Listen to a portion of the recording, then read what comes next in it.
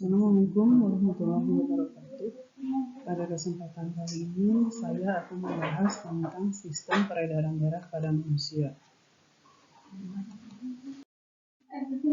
Sistem peredaran darah pada manusia ada beberapa komponen. Yang pertama, darah, yang kedua jantung, dan yang ketiga adalah pembuluh darah. Pada kesempatan kali ini kita akan membahas lebih lanjut tentang sistem peredaran darah. Sistem peredaran darah pada manusia ada dua, yaitu yang pertama sistem peredaran darah kecil, yang kedua sistem peredaran darah besar. Pada gambar ini terlihat bagaimana tentang sistem peredaran darah yang terjadi di dalam tubuh. Sistem peredaran darah yang pertama yaitu adalah sistem peredaran darah kecil, atau dikenal dengan sistem peredaran darah paru-paru ataupun sistem peredaran darah pulmonalis. Langkahnya atau mekanismenya adalah bahwa yang pertama, darah dari seluruh tubuh yang mengandung banyak karbon dioksida masuk ke serambi kanan jantung melalui pembuluh balik besar atau pembuluh vena cava, baik vena cava superior ataupun vena cava inferior. Kemudian setelah darah masuk ke serambi kanan, maka serambi kanan akan berkontraksi, kemudian akan menyebabkan darah terdorong ke bilik kanan. Antara serambi kanan dan bilik kanan terdapat katup yang memisahkan kedua ruangan tersebut. Dari bilik kanan kemudian berkontraksi dan darah akan meninggalkan jantung melalui pembuluh nadi yang disebut dengan arteri pulmonalis menuju ke paru-paru. Saat darah melalui pembuluh darah di dalam paru-paru, maka akan terjadi pertukaran antara karbon dioksida dengan oksigen.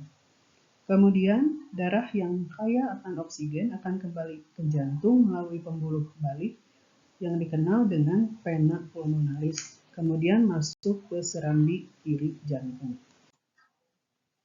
Saat serambi kiri penuh kaya dengan oksigen, serambi kiri berkontraksi dan mendorong darah ke dalam bilik kiri.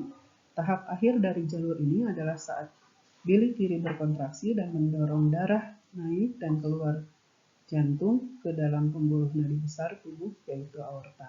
Aorta membawa darah keluar dari jantung ke banyak percabangan pembuluh nadi yang menyebabkan ke seluruh bagian-bagian tubuh.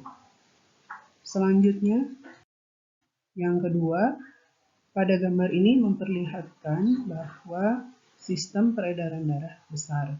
Nah, sistem peredaran darah besar pada proses yang terjadi di jantung itu sama dengan seperti peredaran darah kecil, cuma yang membedakannya bahwa pada sistem peredaran darah besar ini, darah yang keluar dari jantung itu diedarkan ke seluruh bagian tubuh, apakah itu tubuh bagian atas ataupun tubuh bagian bawah, kemudian selanjutnya darah akan kembali ke jantung. Sistem peredaran darah besar atau dikenal dengan sistem sirkulasi sistemik membawa darah kaya oksigen dari bilik kiri melalui aorta ke pembuluh nadi dan kapiler di seluruh organ dan jaringan tubuh. Nutrien ataupun zat makanan dan oksigen ditukar dengan karbon dioksida dan zat-zat sampah di dalam kapiler. Darah kembali ke jantung di dalam pembuluh balik dari kepala dan leher melalui pembuluh balik besar yang disebut dengan vena cava superior.